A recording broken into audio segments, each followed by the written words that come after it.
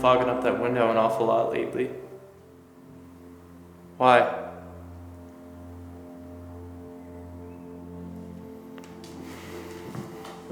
Come on, just tell me.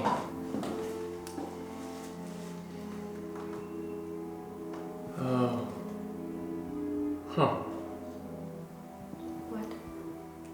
Nothing, I see it now. What? The graveyard. A plot where my parents and their parents are buried. It's so small, this middle pane frames the whole of it. Like a painting. Not much bigger than this room. 3 slate stones, 1 marble, my mother's, of course. Stop it. Child's mound.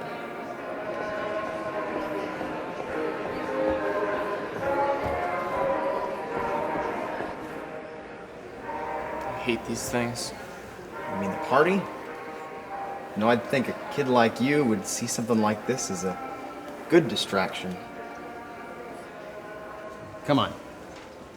It's gotta be better than being at home on a night like this, right? How's your mom? Probably about the same as the last time you visited. Probably worse. That bad, huh? Look, I'm sorry, all right? I just want to see you okay is all.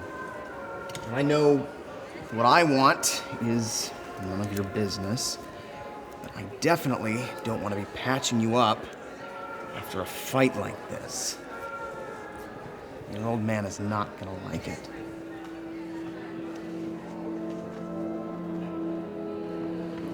Monika, what are you? Go find some.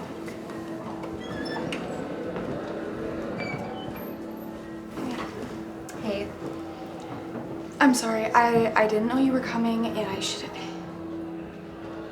It's a really pretty dress. That's my mom's.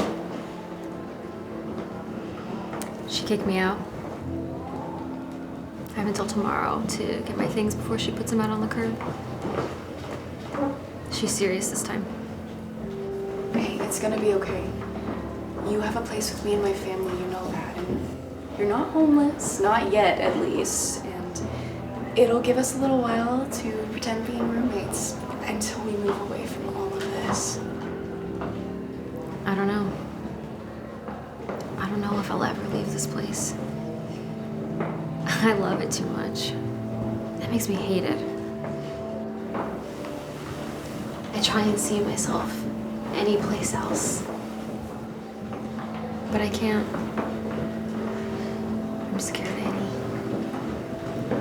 I don't know where my love for this place ends and my fear of anywhere else begins.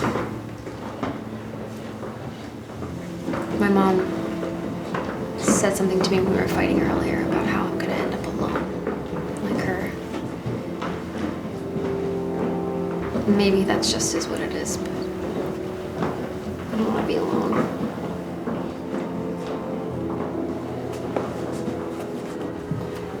No. Come on. I'm not going out there. I hate it out there. Everybody is looking at me. Nobody's looking at you. And even if they were, you look perfect.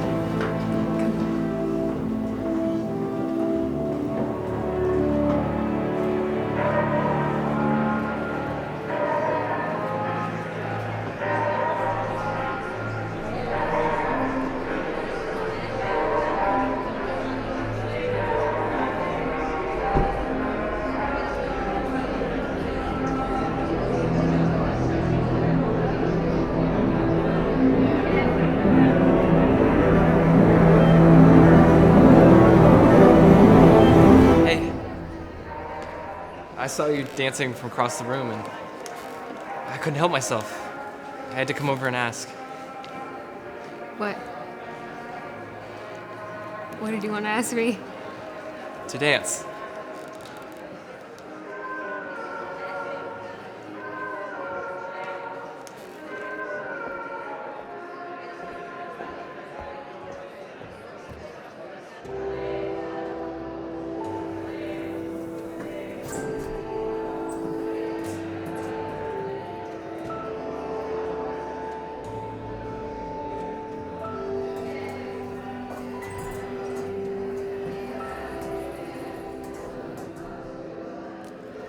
Hey, Monika, wait.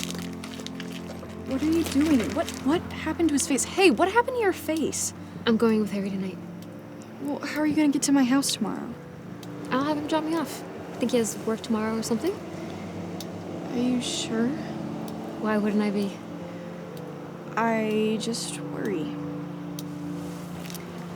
Well, don't. I'll see you tomorrow. And we can go pick up my stuff together. I'll be okay. I'll be okay. Just be safe, okay?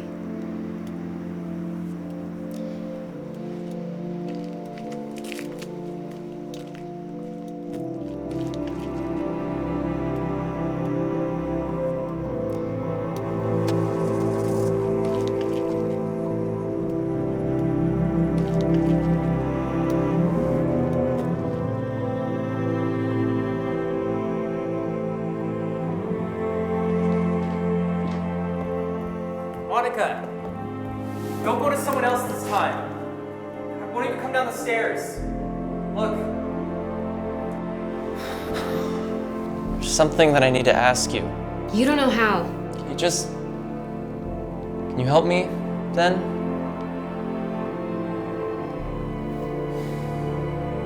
Every word that I say is an offense with you.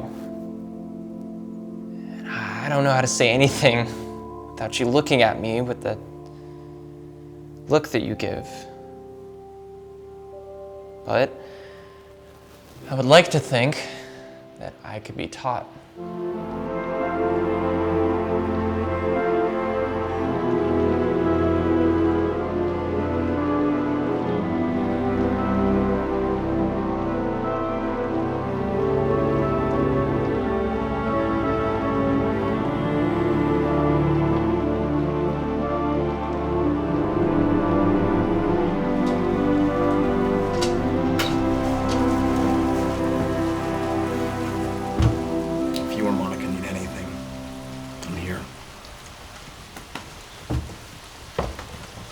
Feeling that she's not going to take this gracefully.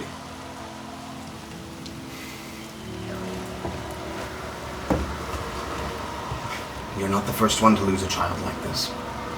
And you're certainly not the first one to make that observation. I've seen it before, especially in mothers. There's always two illnesses that come with a case like this. First the influenza, and then what comes after. It's a pattern. And I know you, Harry. You're strong. But Monika? She's not. She's sleeping now. And that's a good sign. You should support that. Let her rest. And it may come with sacrifices. But sometimes the best thing a man can do is to stop being such a man. If your woman starts acting all over the place, scattered, you just let the illness run its course. And if anything changes, if she gets any worse, you call me. I'll be here.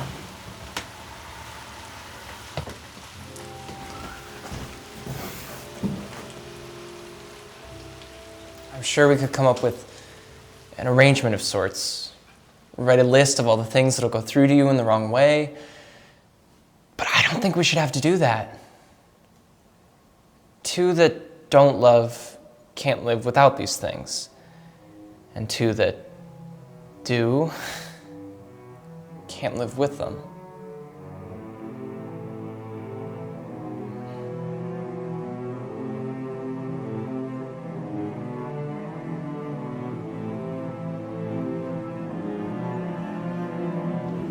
Want to know the truth? I think that you overdo it. A little. What brought you up to think it was acceptable to take such a profound loss so inconsolably? And in the face of love, our love, you were ready to turn your back on the very thing that got us into this in the first place. I mean, you'd think that his memory might be enough. You were taking custody over a father's feelings and giving nothing in return. I can't even mention my own boy. You can't because you don't know how to speak. You with no feelings to your stupid name. Who dug his grave with your own 2 hands not 4 days after and then leaned the shovel against the wall next to the door. I saw it. From that window. Dirt leaping up into the air, back down the pile into the hole as you dug. Dirt smeared on your forehead. And I thought, who was that man? I didn't know you. But I couldn't look away. I just kept creeping up and down the stairs while you just kept lifting. Until I looked up and you weren't anymore. Then I heard your voice downstairs in the kitchen, and I don't know why, but I crept back down around the corner and I saw you. You had mud on your shoes. From your baby's fresh grave. How could you stand there and tell me about your everyday concerns? I can remember the very words you were saying. 3 foggy mornings and 1 rainy day will rot the best birch fence a man can build. At a time like that, musings of a birch fence in the face of a darkened parlor. You couldn't care if you tried. His own father. And though I haven't left the house since, I know for a fact that shovel hasn't moved. Standing just on the other side of that wall.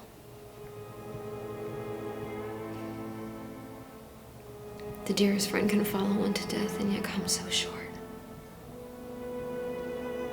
I followed him. Leaving you behind, I followed him. And from sickness to death, as close as I got, I can't help but feel that he died alone. When you choose to follow someone like that, it's not until they're long gone that you realize you didn't follow them at all. You're just a dedicated audience member. Slipping back from death, back to living people and things, you know. You wouldn't know about that. You can't, because you don't know how.